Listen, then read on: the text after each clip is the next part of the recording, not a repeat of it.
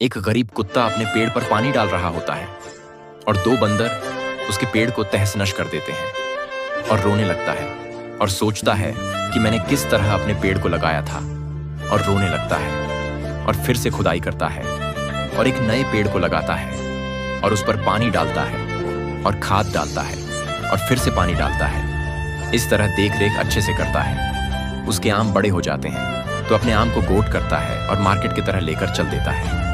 Market ले जाने के बाद उस आम को अच्छे कीमत में बेचने लगता है और उस आम को बेच दे फिर भी दुख था, क्योंकि किसी ने लाइक सब्सक्राइब नहीं किया।